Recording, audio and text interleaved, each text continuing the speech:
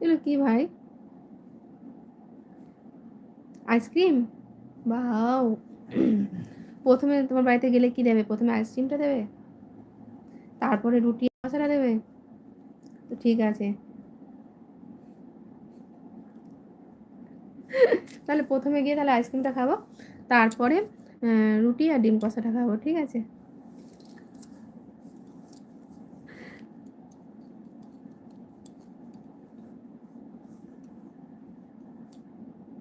তারপরে এই চামচগুলো আর ফেলবো না, ঠিক আছে? এই চামচগুলো দিয়ে পরে নুন চামচগুলো তো খুব সুন্দর দেখছি, তাই চামচগুলো আর ফেলবো না, চামচগুলো ধুয়ে নেব, ধুয়ে নিয়ে নুনের কৌটোতে ব্যবহার করবো, নুন তুলো।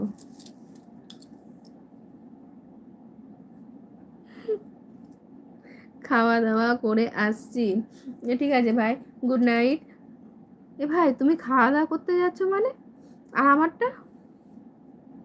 আমি তো তোমাকে গুড নাইট বললাম, কিন্তু আমারটা কোথায়?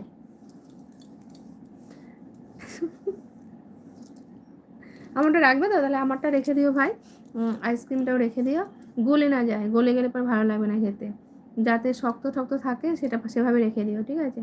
আর চামচগুলো রেখে দেবে, ভাঙা চামচ দেবে না কিন্তু, ভালো চামচ দেবে, যাতে পরে ওটা নুনের কৌটোতে ব্যবহার করতে পারি। আর বেশি রুটি রাখতে হবে না, দুটো রেখো, আর তার সঙ্গে ডিম কষা